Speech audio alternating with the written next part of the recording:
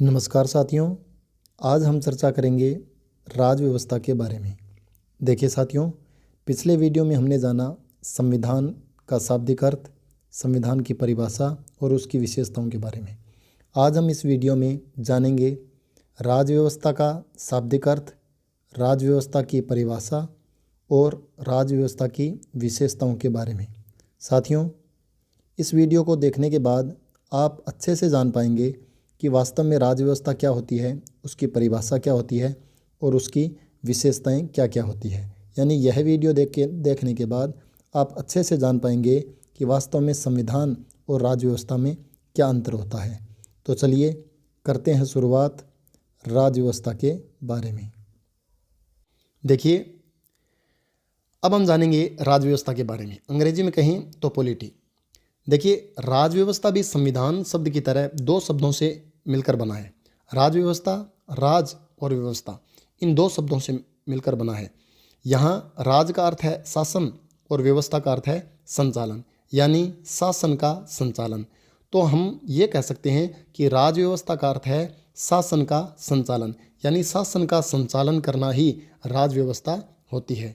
अंग्रेजी में कहें तो पॉलिटी। तो पॉलिटी किसे कहेंगे? जैसे यहाँ देखिए आप, शासन को हम अंग्रेजी में गवर्नेंस कह सकते हैं, संचालन को हम एडमिनिस्ट्रेशन कह सकते हैं। तो हम पॉलिटी किसे कहेंगे? Administration of governance. एडमिनिस्ट्रेशन, संचालन किसका? ऑफ गवर्नेंस, शासन का। यानी शासन का संचालन ही राज व्यवस्था होती है।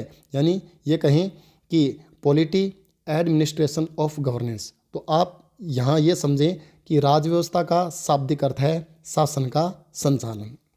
साथियों, ये राज व्यवस्था का एक शाब्दिक अर्थ है। अब हम जानेंगे राज व्यवस्था की परिभाषा को। देखिए, राज व्यवस्था की परिभाषा क्या हो सकती है? राज व्यवस्था यानी पॉलिटी। राज व्यवस्था का शाब्दिक अर्थ है किसी देश या समाज को चलाने और संगठित करने का तरीका। किसी देश या समाज को चलाने और संगठित करने का तरीका, यानी किसी देश को चलाने का जो तरीका होता है उसी को हम कहेंगे राज व्यवस्था। ये तरीका कहाँ से आता है? ये संविधान बताता है। तो संविधान क्या हो गया? संविधान राज व्यवस्था का आधार हो गया। तो संविधान तो ये बताता है कि व्यवस्था कैसे चलेगी, और उस देश को चलाने का जो तरीका होता है वो होता है राज व्यवस्था। आगे देखें, यह यानी राज व्यवस्था, यह उन नियमों, कानूनों, प्रक्रियाओं और संस्थाओं का समूह है जिनके माध्यम से सरकार और समाज का संचालन होता है। यानी राज व्यवस्था एक समूह है। किसका समूह है? उनका समूह है जिनके माध्यम से सरकार और समाज का संचालन होता है। सरकार और समाज का संचालन किससे होता है? जो बातें हमारे संविधान में लिखी हुई है, जो प्रावधान संविधान में लिखे हुए हैं, जिनके माध्यम से सरकार और समाज का संचालन होता है, राज व्यवस्था उन्हीं का समूह है। तो राज व्यवस्था नियमों का, कानूनों का, प्रक्रियाओं का और संस्थाओं का समूह है। यानी नियमों, कानूनों, इन्हीं के तहत देश की व्यवस्था चलती है और इन्हीं का समूह क्या कहलाता है? राज व्यवस्था। यानी आप ये कह सकते हैं कि राज व्यवस्था किसी देश के शासन को चलाने का एक तरीका है। और ये तरीका कहाँ से आता है? ये तरीका आता है संविधान से। यानी संविधान के प्रावधानों को लागू करना, ये कह सकते हैं कि संविधान के प्रावधानों को लागू करना ही राज व्यवस्था होती है। यानी राज व्यवस्था का आधार संविधान होता है। संविधान में निहित प्रावधानों को लागू करना, व्यवहार में लाना ही राज व्यवस्था होती है। चलिए इसको आगे बढ़ाते हैं। देखिए, अब हम जानेंगे राज व्यवस्था की मुख्य विशेषताओं को। पहली विशेषता है सरकार का संचालन। देखिए, अभी हमने देखा था कि संविधान के प्रावधानों को लागू करना ही राज व्यवस्था है। तो सरकार का संचालन कैसे किया जाएगा? ये तो संविधान में होता है, और सरकार का संचालन करना राज व्यवस्था है। ऐसे ही संवैधानिक संस्थाएं, संवैधानिक संस्थाएं कौन कौन सी होती है ये संविधान में वर्णन है, लेकिन संवैधानिक संस्थाएं क्या क्या काम करती है, उनका जो संवैधानिक संस्थाएं जो काम करती है वो राज व्यवस्था के अंतर्गत आता है। देखिए, पहली विशेषता है सरकार का संचालन। इसमें सरकार के दैनिक कार्यों, नीति निर्माण और कानून लागू करने की प्रक्रियाओं का वर्णन होता है। यानी आप ऐसा समझें कि राज व्यवस्था सरकार का संचालन ये राज्य व्यवस्था की विशेषता है। अब सरकार के संचालन में क्या होता है? सरकार द्वारा किए जाने वाले दैनिक कार्य, सरकार द्वारा नीति का निर्माण करना और कानून को लागू करना, ये सरकार जो काम करती है ये सभी राज्य व्यवस्था के अंतर्गत आता है। इसलिए सरकार का संचालन राज्य व्यवस्था की विशेषता है। दूसरा देखें, संवैधानिक संस्थाएं। यह विधायिका, कार्यपालिका और न्यायपालिका के बीच कार्य प्रणाली को दर्शाता है। यानी विधायिका केंद्र के स्तर पे देखें, विधायिका यानी संसद, कार्यपालिका राष्ट्रपति, प्रधानमंत्री और मंत्रिपरिषद, और न्यायपालिका यानी सर्वोच्च न्यायालय। इनके बीच में जो क्रियाकलाप होते हैं वो ही राज्य व्यवस्था के अंतर्गत आते हैं। यानी आप ये समझें कि विधायिका यानी संसद अगर किसी कानून का निर्माण करेगी तो वो राज्य व्यवस्था के अंतर्गत आएगा। न्यायपालिका कोई निर्णय सुनाएगी संविधान के किसी प्रावधान को प्रभावी करने के लिए, न्यायपालिका अगर निर्णय सुनाएगी तो वो राज्य व्यवस्था के अंतर्गत आएगा। और कार्यपालिका अपने क्रियाकलापों के द्वारा किसी निकाय की स्थापना करती है या कोई अन्य काम करती है, वो भी राज्य व्यवस्था के अंतर्गत ही आता है। तो हमने ये देखा था कि देश को चलाने का जो तरीका होता है वो ही राज्य व्यवस्था होता है। तो राज्य व्यवस्था की ये विशेषताएं हैं। सरकार का संचालन राज्य व्यवस्था है, संवैधानिक संस्थाओं द्वारा किए जाने वाले क्रियाकलाप ये भी राज्य व्यवस्था है। आगे देखें, एक उदाहरण दिया है और इस उदाहरण से आप आसानी से जान पाएंगे कि वास्तव में राज्य व्यवस्था क्या है। भारत में राज्य व्यवस्था में संसद का संचालन, कार्यपालिका द्वारा नीतियों का क्रियान्वयन और न्यायपालिका के निर्णय शामिल है। यानी भारत के संदर्भ में बात करें तो भारत के संदर्भ में राज्य व्यवस्था क्या है? संसद का संचालन। संसद कोई अधिनियम पारित करके संसद अधिनियम पारित करके किसी संस्था का निर्माण करती है या संसद अधिनियम बनाती है, कानून बनाती है, वो राज्य व्यवस्था के अंतर्गत आएगा। कार्यपालिका द्वारा नीतियों का क्रियान्वयन, कार्यपालिका किसी भी प्रकार का क्रियाकलाप करती है वो भी राज्य व्यवस्था के अंतर्गत आएगा। और न्यायपालिका के जो निर्णय होते हैं किसी संविधान के प्रावधान को प्रभावी बनाने के लिए न्यायपालिका जो निर्णय देती है वो भी राज्य व्यवस्था के अंतर्गत आता है। इसका मतलब संसद के अधिनियम, ये न्यायपालिका के निर्णय और कार्यपालिका के कार्य, ये सभी राज्य व्यवस्था के अंतर्गत ही पढ़े जाते हैं। आगे देखिए अभी हमने देखा कि भारत में राज्य व्यवस्था में संसद का संचालन, न्यायपालिका के निर्णय और कार्यपालिका द्वारा नीतियों का क्रियान्वयन शामिल है। यानी संसद द्वारा अधिनियम बनाना, कानून बनाना राज्य व्यवस्था के अंतर्गत आता है। यहाँ पर एक उदाहरण है, आप इससे समझ सकते हैं। देखिए अनुच्छेद 21A। अनुच्छेद 21A क्या कहता है? ऊपर लिखा है, देखिए अनुच्छेद 21A और शिक्षा का अधिकार अधिनियम 2009 आरटी एक्ट 2009 यानी राइट टू एजुकेशन, इन दोनों को यहाँ साथ में क्यों लिखा है? देखिए अनुच्छेद 21A ये शिक्षा से संबंधित मौलिक अधिकार है। इस अनुच्छेद को प्रभावी बनाने के लिए संसद ने आरटी एक्ट 2009 पारित किया। संसद एक अधिनियम लेके आई ताकि इस अनुच्छेद 21 में जो प्रावधान है, जो बात लिखी गई है, उसको प्रभावी बनाया जा सके। तो संविधान में किसी चीज़ को लिख देने मात्र से वो प्रभावी हो जाए या वो धरातल पे उतर जाए, ऐसा आवश्यक नहीं है। इसलिए संसद भी कभी कभी अधिनियम आदि पारित करके किसी अनुच्छेद की बात को, किसी अनुच्छेद के प्रावधान को प्रभावी बनाने के लिए अधिनियम बनाती है। और ये जो अधिनियम बनता है इसको हम राज्य व्यवस्था में पढ़ते हैं। देखिए अनुच्छेद 21A, भारतीय संविधान के इस अनुच्छेद यानी अनुच्छेद 21A के तहत 6 से 14 वर्ष की आयु के सभी बच्चों को निःशुल्क और अनिवार्य शिक्षा का अधिकार दिया गया है। यानी शिक्षा बच्चों का मौलिक अधिकार है। 6 से 14 वर्ष तक की आयु के बच्चे निःशुल्क और अनिवार्य शिक्षा प्राप्त कर सकते हैं। यह अनुच्छेद 86वें संविधान संशोधन 2002 के माध्यम से जोड़ा गया था। यानी मूल संविधान में यह अनुच्छेद 21A नहीं था, इसको 86वें संविधान संशोधन 2002 के माध्यम से जोड़ा गया था। लेकिन जब शिक्षा तक बच्चों की पहुंच सुनिश्चित नहीं हो पाई तो संसद ने एक अधिनियम बनाया। और ये अधिनियम क्या है? संसद ने इस अनुच्छेद को यानी अनुच्छेद 21A को प्रभावी बनाने के लिए, यानी शिक्षा तक बच्चों की पहुंच सुनिश्चित करने के लिए निःशुल्क और अनिवार्य शिक्षा का अधिकार अधिनियम 2009 पारित किया। इसे आमतौर पर RT act, right to education act कहा जाता है। यानी संसद ने अधिनियम पारित करके इस अनुच्छेद को प्रभावी बनाने का प्रयास किया ताकि शिक्षा तक बच्चों की पहुंच सुनिश्चित हो सके। देखिए, संविधान में कुछ ऐसे प्रावधान होते हैं जो अच्छे से जब लागू नहीं हो पाते हैं तो संसद अधिनियम आदि पारित करके उसको प्रभावी बनाने का प्रयास करती है। तो संसद ने 21A के प्रावधान को प्रभावी बनाने के लिए ये आरटी एक्ट 2009 पारित किया। और जब आप इस आरटी एक्ट 2009 को पढ़ते हैं तो आप उसमें देख पाते हैं, आप उसको पढ़ेंगे तो आपको देखने को मिलेगा कि इस आरटी एक्ट में शिक्षकों के लिए प्रशिक्षण की व्यवस्था की गई है। बच्चों को किस प्रकार से बच्चों और शिक्षकों के बीच में अनुपात को दर्शाया गया है। इसके अलावा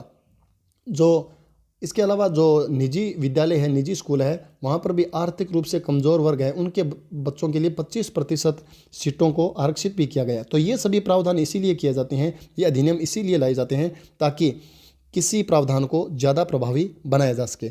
तो किसी अनुच्छेद के प्रावधान को प्रभावी बनाने के लिए संसद जब अधिनियम पारित करती है तो उसको हम किस में पढ़ेंगे? हम उसको राज्य व्यवस्था में पढ़ेंगे। आगे देखें। अब देखिए, एक उदाहरण और है, अनुच्छेद 21, जीवन और व्यक्तिगत स्वतंत्रता का अधिकार। जीवन और व्यक्तिगत स्वतंत्रता का अधिकार, यह अनुच्छेद 21 में लिखा है। मूल भाग में क्या लिखा है? किसी व्यक्ति को उसके जीवन और व्यक्तिगत स्वतंत्रता से विधि द्वारा स्थापित प्रक्रिया के अतिरिक्त वंचित नहीं किया जाएगा। देखिए, ध्यान से देखिए, किसी व्यक्ति को, यह अनुच्छेद 21 क्या कहता है? किसी व्यक्ति को उसके जीवन और व्यक्तिगत स्वतंत्रता से विधि द्वारा स्थापित प्रक्रिया के अतिरिक्त वंचित नहीं किया जाएगा। विधि द्वारा स्थापित प्रक्रिया के अतिरिक्त, विधि द्वारा स्थापित प्रक्रिया, इसका मतलब है कि अगर किसी व्यक्ति को उसकी व्यक्तिगत स्वतंत्रता से वंचित किया जाता है या उसके जीवन के अधिकार से वंचित किया जाता है तो कानून में जो प्रक्रिया दी गई है उस प्रक्रिया का पूर्ण रूप से पालन करना पड़ेगा। यानी ऐसा समझें कि अगर न्यायपालिका किसी व्यक्ति को उसके जीवन के अधिकार से वंचित करते, यानी उसको मृत्युदंड सुनाती है, तो न्यायपालिका को जो प्रक्रिया कानून में दी गई है उस कानून की प्रक्रिया का पूर्ण रूप से पालन करना पड़ेगा। ऐसे ही किसी व्यक्ति को पुलिस गिरफ्तार करती है, हिरासत में लेती है और उसको व्यक्तिगत स्वतंत्रता से वंचित करती है, तो पुलिस को भी जो कानून में जो प्रक्रिया दी गई है उसका पूर्ण रूप से पालन करना पड़ेगा। अगर कानून में जो प्रक्रिया विहित है, जो प्रक्रिया दी गई है, उसका पालन नहीं किया जाता है तो उस कार्य को असंवैधानिक करार दिया जाएगा। इसलिए यहाँ पर यह लिखा है कि विधि द्वारा स्थापित प्रक्रिया, कानून में जो प्रक्रिया दी गई है उस प्रक्रिया का पालन करते हुए ही, उचित कारण होने पर ही और कानून की प्रक्रिया का पालन करने के बाद ही किसी व्यक्ति को उसकी व्यक्तिगत स्वतंत्रता से और उसके जीवन के अधिकार से वंचित किया जा सकता है। आगे देखें, यह अनुच्छेद यानी अनुच्छेद 21 दो भागों में विभाजित है, जीवन का अधिकार और व्यक्तिगत स्वतंत्रता का अधिकार। इसको हम थोड़ा और विस्तार से पढ़ते हैं। देखिए, जीवन का अधिकार। जीवन का अधिकार, सर्वोच्च न्यायालय ने कहा कि जीवन के अधिकार में रहने का स्थान, स्वच्छ और सुरक्षित पर्यावरण, बुनियादी मानव आवश्यकताएं और जीवन की गुणवत्ता का अधिकार शामिल है। यानी जीवन का अधिकार, इसका मतलब केवल इतना नहीं है कि व्यक्ति जीवित रहे बस। सर्वोच्च न्यायालय ने समय समय पर जीवन के अधिकार का विस्तार किया है। सर्वोच्च न्यायालय ने यह बताया है कि जीवन जीने के साथ साथ व्यक्ति के रहने का स्थान है वो, इसके साथ साथ स्वच्छ और सुरक्षित पर्यावरण, यानी व्यक्ति का रहने का स्थान सुनिश्चित हो, उसको रहने की जगह मिले, उसको स्वच्छ और सुरक्षित पर्यावरण मिले, उसकी जो बुनियादी आवश्यकताएं होती है, मनुष्य के लिए जो बुनियादी आवश्यकताएं होती है वो उसकी पूरी हो और उसको गुणवत्तापूर्ण जीवन मिले, तो ही व्यक्ति को जीवन का अधिकार मिल सकता है। वास्तव में जीवन के अधिकार को सर्वोच्च न्यायालय ने समय समय पर अपने निर्णयों में बताया है। इसके अलावा व्यक्तिगत स्वतंत्रता का अधिकार, इसमें व्यक्ति की स्वतंत्रता और उसके चुनाव का अधिकार शामिल है।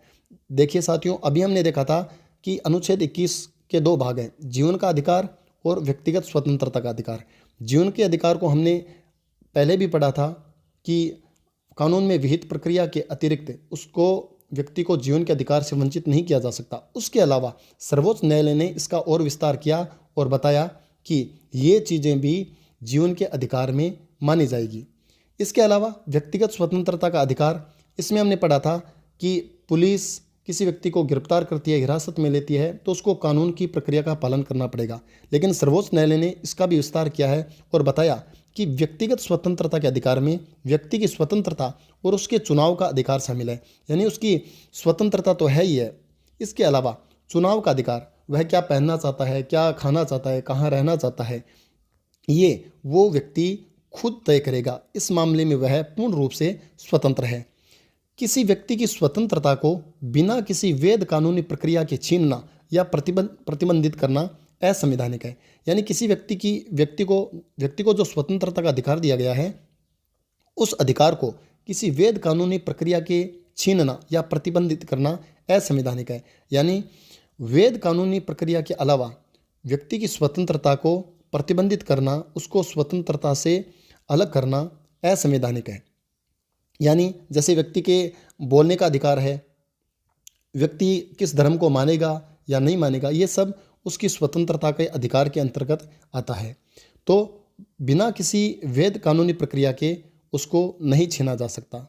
आगे देखें, इसमें गोपनीयता का अधिकार, आंदोलन की स्वतंत्रता, संवेदनाओं की अभिव्यक्ति और निजी अधिकार शामिल है। यानी व्यक्तिगत स्वतंत्रता में गोपनीयता का अधिकार भी आता है। जैसे गोपनीयता का अधिकार, जैसे आप किसी के निजी दस्तावेज है, उसका पहचान पत्र है, उसकी बैंक डिटेल है, उसको आप उसकी अनुमति के बिना सार्वजनिक नहीं कर सकते। उसको आंदोलन की स्वतंत्रता का अधिकार दिया हुआ है, वह आंदोलनों में शामिल हो सकता है। और संवेदनाओं की अभिव्यक्ति, वह अपने विचारों को, अपनी संवेदनाओं को अभिव्यक्त कर सकता है। और अन्य कई प्रकार के निजी अधिकार भी व्यक्तिगत स्वतंत्रता में आते हैं। तो साथियों, आज हमने इस वीडियो में जाना कि राज्य व्यवस्था क्या होती है, इसका शाब्दिक अर्थ, इसकी परिभाषा और इसकी विशेषताओं के बारे में। साथियों, इस वीडियो में हमने जाना कि संसद द्वारा बनाए जाने वाले कानून और न्यायपालिका के निर्णय ये राज्य व्यवस्था के अंतर्गत पढ़े जाते हैं। साथियों, इनके अलावा कुछ गैर संवैधानिक संस्थाएं भी होती है, जिनके द्वारा किए जाने वाले क्रियाकलाप भी राज्य व्यवस्था के अंतर्गत पढ़े जाते हैं। गैर संवैधानिक संस्थाएं होती है, उनके द्वारा किए जाने वाले क्रियाकलाप भी राज्य व्यवस्था के अंतर्गत पढ़े जाते हैं। साथियों, अगले वीडियो में हम इन्हीं गैर संवैधानिक संस्थाओं के बारे में जानेंगे। गैर संवैधानिक संस्थाओं के अलावा हम संवैधानिक संस्थाओं और असंवैधानिक संस्थाओं के बारे में भी अच्छे से जान पाएंगे। तो साथियों, उम्मीद करते हैं कि आपको यह वीडियो पसंद आया होगा। यह वीडियो देखकर आपको कैसा लगा, आप कमेंट करके ज़रूर बताएं और आपकी अपनी निजी राय भी कमेंट सेक्शन में दे सकते हैं। साथियों, अगले वीडियो में हम संवैधानिक संस्थाएं, गैर संवैधानिक संस्थाएं और असंवैधानिक संस्थाओं के बारे में अच्छे से जानने का प्रयास करेंगे। तो मिलते हैं अगले वीडियो में संवैधानिक, गैर संवैधानिक और असंवैधानिक संस्थाओं के साथ। तब तक के लिए धन्यवाद।